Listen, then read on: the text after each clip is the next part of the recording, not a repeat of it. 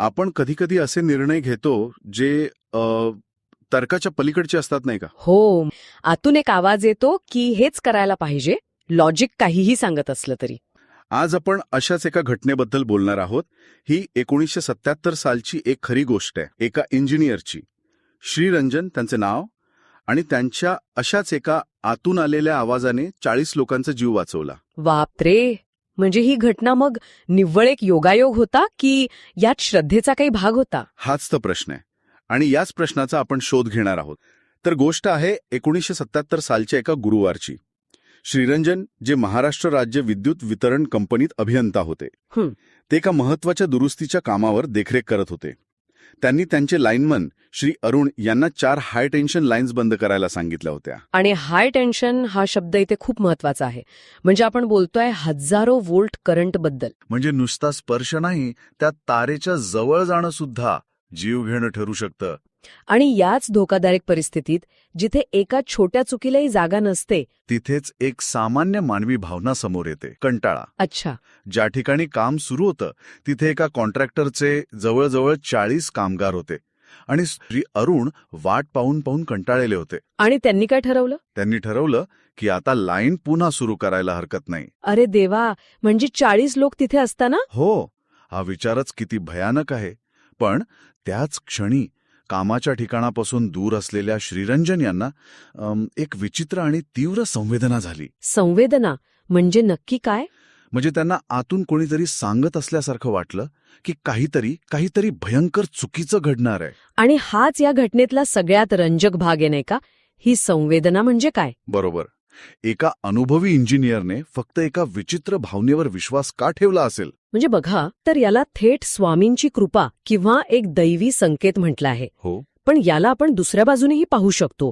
मानसशास्त्र याला तज्ज्ञांचे अंतर्ज्ञान किंवा एक्सपर्ट इंट्युशन म्हणेल. म्हणजे बघा, अनेक वर्षांच्या अनुभवातून श्रीरंजन यांच्या मेंदूने नकळतपणे धोक्याचे काही पॅटर्न्स ओळखले असतील. कदाचित कामाला लागणारा नेहमीचा वेळ आणि झालेला संवाद यातली एखादी विसंगती त्यांच्या सुप्तमनात नोंदवली गेली असेल आणि त्यातूनच ही धोक्याची सूचना वर आली असेल. म्हणजे ही एकतर दैवी प्रेरणा असू शकते किंवा मग त्यांच्या अनुभवातून तयार झालेली एक सबकॉन्शियस वॉर्निंग. किंवा कदाचित दोन्ही. पण महत्वाचं हे आहे की त्यांनी त्या जाणीवेवर विश्वास ठेवला. हो, त्यांनी तात्काळ सबस्टेशनला फोन लावला आणि बजावलं, माझ्या परवानगीशिवाय कोणत्याही परिस्थितीत लाईन चालू करायची नाही. आणि त्या एका फोनने 40 लोकांचं आयुष्य वाचवलं. खरंय. नंतर जेव्हा श्रीरंजन यांनी अरुण यांना विचारलं तेव्हा त्यांनी कबूलही केलं की ते लाईन सुरू करणार होते. की ते खरंच कंटाळून लाईन सुरू करणार होते. म्हणजे बघा, अरुण यांची घाई ही एक काय म्हणतात त्याला, ह्युमन फॅक्टर किंवा मानवी चुकीचं उत्तम उदाहरण आहे. आणि श्रीरंजन यांची कृती ही एका अनियोजित पण अत्यंत महत्वाच्या सेफ्टी चेकसारखी ठरली. बरोबर. तर मग या सगळ्याचा अर्थ काय लावायचा? एका बाजूला श्रीरंजन यांचा दृढ विश्वास आहे की स्वामी समर्थांनीच त्यांना संकेत दिला, आणि दुसऱ्या बाजूला एक वैज्ञानिक स्पष्टीकरण आहे जे अनुभवावर आधारित अंतर्ज्ञानाकडे बोट दाखवतं. मला वाटतं या दोन्ही गोष्टी एकमेकांना छेद देत नाहीत. अनेकदा ज्याला आपण दैवी संकेत म्हणतो ती आपल्याच मेंदूने अनुभवाच्या आधारावर दिलेली एक अत्यंत प्रगत धोक्याची सूचना असू शकते. ती जाणीव कुठून आली हे महत्वाचं नाही. महत्वाचं हे आहे की त्या व्यक्तीने त्या जाणीवेला महत्त्व दिलं, त्यावर कृती केली. म्हणजे जिथे तर्क आणि आकडेवारी संपते तिथे कधीकधी अशा अनाकलनीय जाणीवांवर विश्वास ठेवावा लागतो. आणि ही घटना आपल्याला विचार करायला लावते की आजच्या या जगात जिथे प्रत्येक निर्णय आकड्यांवर आणि लॉजिकवर घेतला जातो, तिथे अशा मानवी अंतर्ज्ञानाला काही स्थान आहे का? आपण आपल्या आतल्या आवाजाकडे किती लक्ष देतो? बरोबर. हाच विचार श्रोत्यांसाठी सोडून देऊया. कधी व्यावसायिक किंवा व्यक्तिगत आयुष्यात असा क्षण आला आहे का जिथे तर्काच्या पलीकडे जाऊन तुम्हाला तुमच्या आतल्या आवाजावर अवलंबून राहावं लागलं आणि त्याचे परिणाम काय झाले? आज आपल्याकडे जी गोष्ट आली आहे ती खरंच विचार करायला लावणारी आहे. हो, यात एकीकडे एक खूप मोठी व्यावहारिक अडचण आहे आणि दुसरीकडे श्रद्धेचा एक विलक्षण क्षण. ही गोष्ट आहे प्राध्यापक हितेन गोकर्णी यांची, जे एका महत्वाच्या कागदपत्रासाठी अक्षरशः काय म्हणू जंग पछाडत होते. तर झालं असं की प्राध्यापक गोकर्ण यांना त्यांच्या परदेशात राहणाऱ्या मुलाच्या जीवन विमा पॉलिसीची म्हणजे लाईफ इन्शुरन्स पॉलिसीची कागदपत्र तातडीने हवी होती. आणि ती सादर केल्याशिवाय पुढचं काम थांबलं होतं. आता आपल्यापैकी अनेकांना माहिती आहे की अशी महत्वाची कागदपत्र वेळेवर सापडली नाहीत की काय धांदल उडते. आणि ही अडचण वाटते तितकी सोपी नव्हती. प्राध्यापकांनी सोमवार, मंगळवार, बुधवार सलग 3 दिवस घर अक्षरशः पालथं घातलं. प्रत्येक फाईल, प्रत्येक कपाट तपासलं असेल त्यांनी. हो, पण कागदपत्र काही सापडेनात. ते इतके निराश झाले होते की त्यांनी आता आशाच सोडून दिली होती. आणि त्यामागे एक मोठं कारण होतं. कारण आता कागदपत्र मिळाली नाहीत तर म्हणजे डुप्लिकेट प्रत काढण्याचा मोठा व्याप मागे लागणार होता. बरोबर, पुन्हा पैसे खर्च होणार. आणि त्याहून मोठी डोकेदुखी म्हणजे तो इंडेम्निटी बॉन्ड मिळवण्याची. अच्छा, हा इंडेम्निटी बॉन्ड. हो, आणि हा इंडेम्निटी बॉन्ड म्हणजे काय आहे ना, की एक प्रकारची कायदेशीर हमी असते की जर मूळ कागदपत्र नंतर सापडली आणि त्यामुळे काही नुकसान झालं तर जबाबदारी तुमची. खूप वेळखाऊ आणि खर्चिक प्रक्रिया असते ही. म्हणजे त्यांचा तणाव वाढत चालला होता. 3 दिवस शोधूनही काहीच नाही. ते जवळजवळ हार मानण्याच्या तयारीत होते. पण मग गुरुवारी काहीतरी वेगळंच घडलं नाही का? अगदी. आणि इथेच म्हणजे तर्क आणि श्रद्धा कुठेतरी एकत्र येतात असं वाटतं. कसं काय? प्राध्यापकांच्या घरी दर गुरुवारी गजानन महाराजांची आरती करण्याची प्रथा आहे.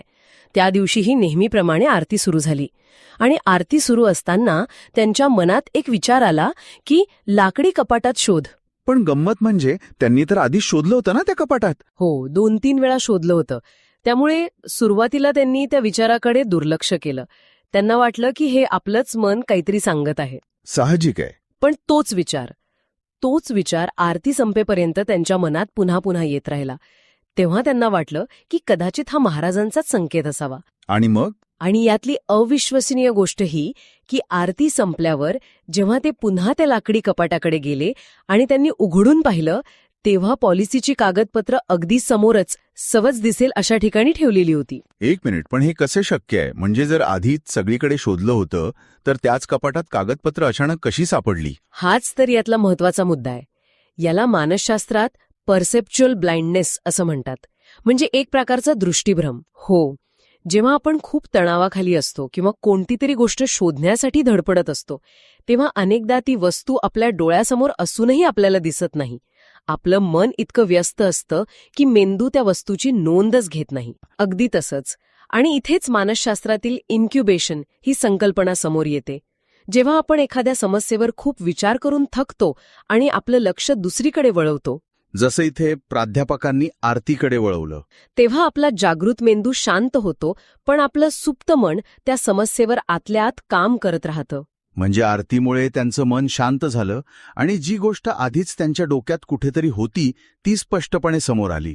आरतीसारख्या विधीमुळे मन एकाग्र आणि शांत होतं, तणाव निवळतो आणि या शांत क्षणी सुप्त मनात साठवलेल्या माहितीला वर येण्याची संधी मिळते. म्हणजे तो आतला आवाज हा त्यांच्याच मेंदूने शोधलेलं उत्तर होतं? हो, जे तणावामुळे पृष्ठभागावर येऊ शकत नव्हतं. त्यामुळे हा श्रद्धेचा अनुभव आणि मानसशास्त्रीय प्रक्रिया खरं तर एकमेकांना पूरक ठरतात. वाह, म्हणजे प्राध्यापक गोकर्ण यांची शोध मोहीम यशस्वी झाली यामागे केवळ दैवी संकेत नव्हते तर त्यांच्या श्रद्धेमुळे निर्माण झालेल्या मानसिक शांततेचाही मोठा वाटा होता. हे खरंच खूपच रंजक आहे. आणि या अनुभवातून एक महत्वाचा प्रश्न उभा राहतो की नाही, की आपल्या आयुष्यातल्या अशा अंतर्ज्ञानाच्या क्षणांना आपण किती महत्त्व देतो. जेव्हा आपल्या तर्क आणि आपल्या प्रयत्न थकतात तेव्हा थोडं शांत होऊन आतला आवाज ऐकणं, मग ते प्रार्थनेतून असो किंवा ध्यानातून, आपल्याला अनपेक्षित उत्तरं देऊ शकतं. विचार करण्यासारखा मुद्दा आहे हा. जर आपल्याला एखादी गोष्ट मनापासून आवडली तर ती निर्मात्यापर्यंत पोचवण्यासाठी आपणही थोडी मेहनत घ्यायला हवी. एक लाईक करण्यापलीकडे जाऊन एखादा सविस्तर मेसेज किंवा कमेंट करणं, हे त्या निर्मात्यासाठी खूप मोलाचं ठरू शकतं. अगदी. ही एक दुतर्फी प्रक्रिया आहे. आणि नितीन गोकर्ण यांना फोन करायला सांगण्यामागे हाच विचार आहे. ती एक सहनिर्मितीची प्रक्रिया आहे. को क्रिएशन. हो, श्रोता केवळ ग्राहक नाही तर तो पुढच्या अनुभवाच्या निर्मितीमध्ये एक सक्रिय भागीदार आहे. ही कल्पनाच खूप सशक्त आहे. खरंच, एका साध्या वाक्याने आपल्याला किती वेगवेगळ्या प्रकारे विचार करायला भाग पाडलं. या चर्चेच्या शेवटी माझ्या मनात एक वेगळाच विचार येतोय. काय? आपण निर्मात्याच्या दृष्टिकोनातून बोललो, पण आता बाजू बदलून विचार करूया. अच्छा.